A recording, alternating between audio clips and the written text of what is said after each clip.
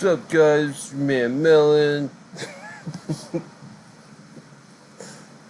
So, make take long videos and make them short.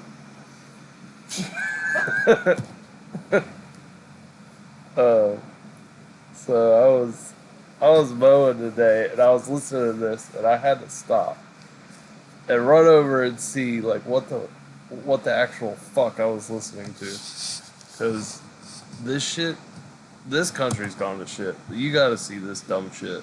Hold on.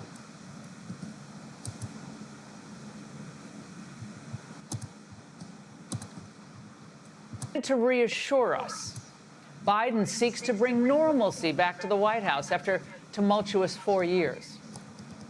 Normalcy? Is this normalcy? What we're going to do is we're going to shout, "Free Palestine." Can I hear that? Free Palestine!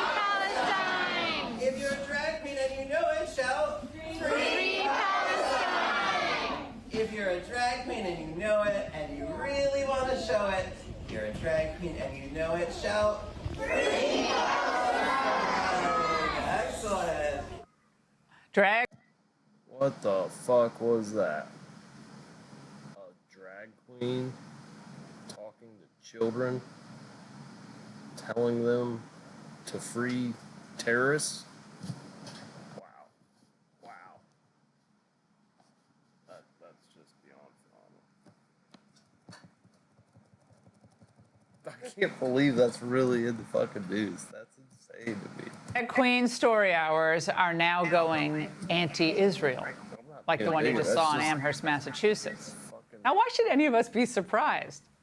After all, the drag trans identity has been supported and mainstreamed by this administration in their highest level staffing and all the way to their actual policies, such as the recent changes to Title IX, which now stipulates that sex discrimination includes gender identity.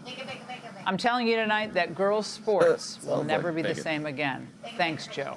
Isn't protecting the women. He's protecting his far-left base.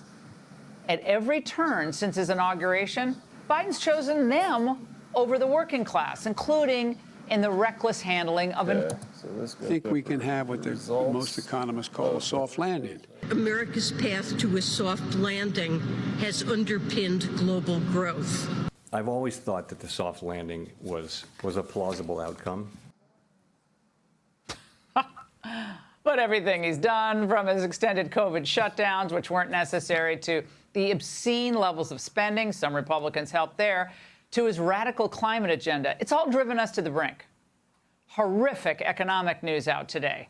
The GDP came in far lower than expected at a pathetic 1.6%. That's the slowest growth in 2 years.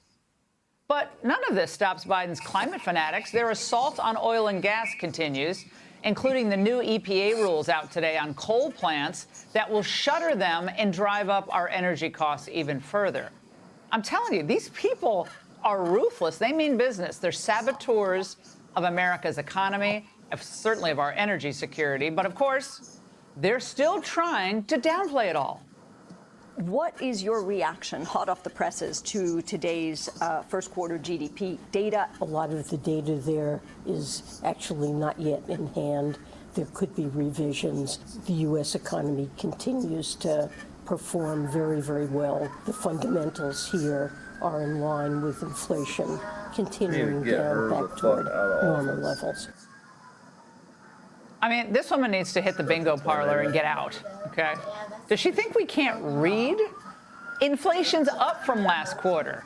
Inflation, as the Angle predicted last year, is not going down. Let's put it this way. When Wall Streeters start using the term stagflation, it's called hard, not soft landing, Janet. And this is all on Biden. So it's doubtful it'll be a soft landing for the campaign. Georgia, Nevada, he's up 6. North Carolina, up 5. And Arizona, he's up by 4.6. So Democrats thought that they could put Trump on trial using prosecutors as their political hitmen, that none of us would notice what's happening, meanwhile, in the United States itself. But the more voters live in Biden's America, the more likely it is that they're going to believe Biden should be the one held accountable here. And that's the end.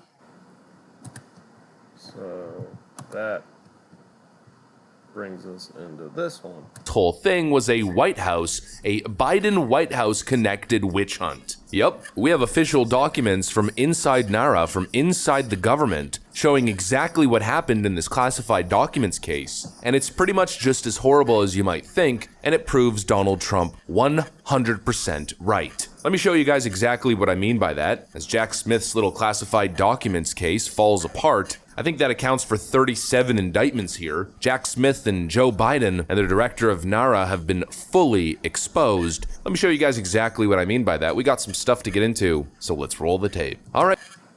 So for everybody who doesn't follow politics, they basically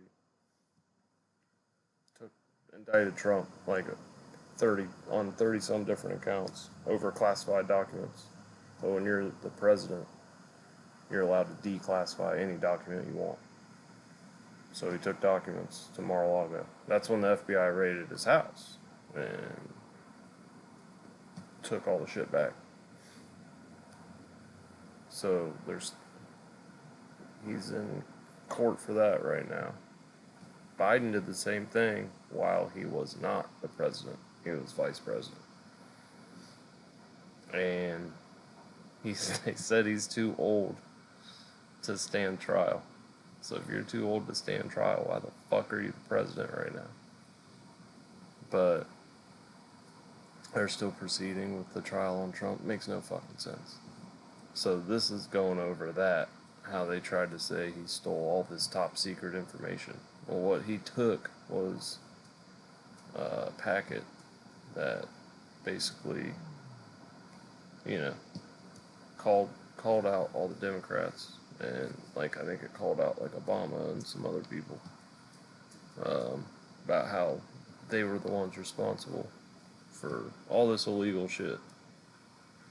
That's pretty much why they raided his house. Right, folks, so we're first going to start off right over here. Once again, I'm bringing you guys all this information thanks to the incredible investigative reporting of Julie Kelly. Please, for your own benefit, if you really want to see Kelly redacted version, and on the right, NARA, of course, refers to the National Archives and Records Administration. I'm going to put both the redacted and unredacted versions side by side so you guys can see what they chose to hide from the public. Let's just go ahead and read this whole thing. Almost as soon as President Trump left office, NARA started to work with the White House Office of Records Management under exaggerated claims related to the records handling under the Presidential Records Act. On May 5th of 2021, less than 5 months after the end of President Trump's term, NARA General Counsel Gary Stern sent an internal email attaching a draft letter to President Trump's PRA representatives. Stern noted that he had several conversations with the White House Office of Records Management and that he had raised some of these concerns directly with David Ferrero, the National Archives and Records Administration's archivist. Stern's draft conceded that things were very chaotic, as they always are in the course of a one-term transition, and he acknowledged that the transfer of the Trump electronic records is still ongoing and won't be complete for several more months. NARA employee then explaining to the FBI that it is not uncommon that Presidential Records Act material collection extends past the close of any presidential administration, sometimes well after the close of any given presidential administration. However, in June of 2021, during an ongoing good faith effort by President Trump's PRA representatives to address issues raised by NARA, Ferrero declared, quote, "I am out of patience." Now, of course, most of what I just read to you, especially at the end there, well, that was all redacted. But don't you think that that's relevant information? Essentially, what we're learning is that everything that was ongoing was perfectly normal. It's normal for a president to be holding on to presidential records even after exiting the White House. And this could go on for a very long period of time, especially during a very chaotic one-term transition. They're essentially admitting that it was all perfectly normal. But at one point, an emotional, clearly biased, clearly partisan federal employee, Mr. Ferrero, just declared that he was, quote, out of patience. And so what did they decide to do? Hit Donald Trump with indictments and raid his freaking home. During very, very suspicious timing, right ahead of the 2022 midterm elections. This right here confirms what we've been saying all along. That President Trump did absolutely nothing wrong. He was following typical protocol. There were ongoing good faith interactions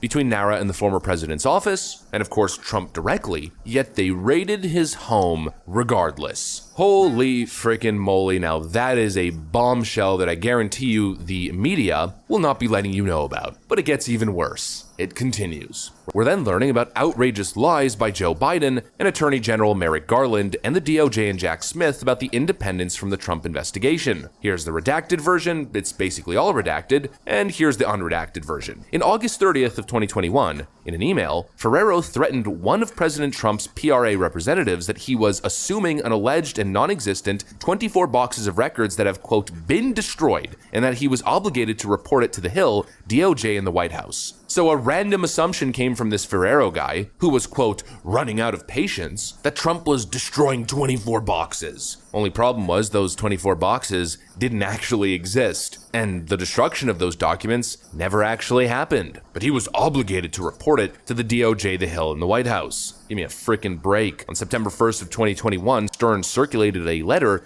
that we could consider sending to the Attorney General about missing Trump records. Then two unidentified individuals began drafting the DOJ referral letter. During the first week of September 2021, Stern's email stated that he had informally reached out to the DOJ counsel about this issue, and that the White House counsel is now also aware of the issue and has asked that I keep them in the loop to the extent that we make any reference to the White House Office of Records Management. In late September of 2021, without disclosing that NARA had already drafted a referral letter and contacted the DOJ, Deputy White House Counsel Jonathan Su asked one of President Trump's PRA representatives to permit an unidentified individual to access notes from the Trump administration relating to records handling. Su then intervened when Stern offered to provide a copy of the notes to President Trump's PRA representative. Could we discuss the process before anything is provided to him? Stern agreed to coordinate on this issue with the Biden administration, but informed Su that the request was atypical. Normally, we would have to provide the records to him per the notification/review process before we could provide anything to you. 2 days later, Stern assured Su that the PRA representative had not asked to see these records. And so again, a huge freaking bombshell that the media will not tell you about. Joe Biden multiple times claimed that he had nothing to do with this. In fact, the White House didn't even know that this whole thing was going on. That was a lie. They were coordinating since day one, essentially, to weaponize the DOJ in an effort to criminalize President Donald Trump over perfectly normal behavior relating to a former president holding on to documents and coordinating with NARA, even post exiting the White House. That is a huge, huge friggin' bombshell. But let's continue with Julie Kelly's amazing reporting. She writes, now you know why the insiders like Andrew Weissman and Barb McQuaid are desperate to get rid of Judge Cannon. Without her courage on this matter, incriminating evidence of Biden's White House and DOJ running the investigation from behind the scenes would probably be buried forever. And I forgot to mention something relating to Joe Biden's lies on the issue. Let's really put things into perspective. He tells us, well, he had nothing to do with any of it, even though the White House counsel was deeply involved in the process, while at the same time, Joe Biden was clearly illegally in possession of classified documents from the 1970s all the way through his time as vice president. And again, let's play that same clip. How that could possibly happen. How anyone could be that irresponsible. He even took to the media and condemned President Trump for holding documents which was considered perfectly normal and par for the course for an exiting president, meanwhile lying about being involved in the process. And at the same time, he also knew that he was illegally holding documents throughout his multiple properties and offices in totally unsafe locations. Holy frickin' bombshell moly. Now this next unredacted document essentially goes on with the same thing, and then there's another document which shows that Biden's Department of Energy was also involved in the cover-up. In the memorandum, the Energy Department's Assistant General Counsel disclosed that the agency's Central Personnel Clearance Index and Clearance Action Tracking System reflected an active Q clearance for President Trump. Based on information provided by the Office of Environment, Health, Safety, and Security, and documents reviewed by the Office of General Counsel, the Assistant General Counsel instructed the relevant systems be immediately amended and promptly modified to reflect the terminated status of President Trump's Q clearance. The Energy Department concluded that these steps were appropriate as a matter of law based on retroactive interpretation of the terms of President Trump's clearance. After locating this memorandum interspersed with the huge volume of discovery, President Trump requested additional disclosures relating to the Energy Department's determination and other security clearance issues. The office declined to provide any additional information to date. The productions of the special counsel's office concerning these issues appear to have been limited to a June 15, 2023 FBI document reporting the Scattered Castles check run for former President Donald J. Trump was negative. According to intelligence community policy guidance, Scattered Castles is the program name for the IC security clearance repository for all clearance and access determinations. Section 704.5G requires that certain historical clearance records be maintained. So from my understanding, so as Julie Kelly puts it, in more layman terms, the Biden Department of Energy was also involved in the cover-up, and the DOA discovered after Smith handed down his indictment that Trump had an active security clearance, they retroactively terminated it. Holy frickin' bombshell moly. They clearly engaged in a cover-up. They colluded with the White House to raid a former president's home ahead of an election, and now they're attempting to throw him in prison on 37 indictments for perfectly normal behavior ahead of the 2024 general. This is completely insane. And there's another document. It continues to be absolutely shocking. This is an email after the FBI's raid on Mar-a-Lago in 2022, where a representative from the National Archives and Records Administration writes about receiving the materials from Florida. The email subject says, "The materials from Florida arrived last night. We received 15 bankers boxes and the weather map." Ooh, the weather map. My plan was to glance into each box before I shelved it so I could give y'all a high-level review tomorrow. As I fanned through the pile of newspapers at the top of the first box, I found several unfolded classified docs in between some of the newspapers, so I took the boxes to the SCIF. The first box I picked up in the SCIF had a newspaper on top that was post-inauguration day. At that point, I decided to take a closer look to see if there are any other issues that you three, David and Deb, might want to know about sooner than later. There may be others I didn't notice, but here is an overview. The majority of the material consists of newspapers, magazines, and printed news articles. The majority of the items are not in folders, just piled in boxes. Some boxes seem to have things from the same time period. Others have documents from multiple years. There was no information written on the boxes to provide any context. And I wasn't joking about the classified docs just showing up in the midst of a stack of newspapers. The lack of any organization was consistent throughout the boxes. Quote, "Thankfully, we got more than newspapers and magazines. There are plenty of original presidential records in there, and many contain Trump handwriting." Once again, more proof that this whole thing was partisan. Quote, "Thankfully, we got more than newspapers and magazines." In other words, we got him. We got exactly what we need to take him down. That's how I interpret the whole thing. Then let's go later on, where they make a very important admission. Quote, "I think one entire box is post-presidential, but there are some items without dates, and there could be some pre-January 20 docs that I missed. I'll need to go back through and verify, but without a doubt, the vast majority is post-presidential, meaning they're all documents from Donald Trump's presidential term. That's insane. So yeah, I just thought that was fucking crazy. There's so much shit happening. It's like if you don't record it, you're literally gonna forget.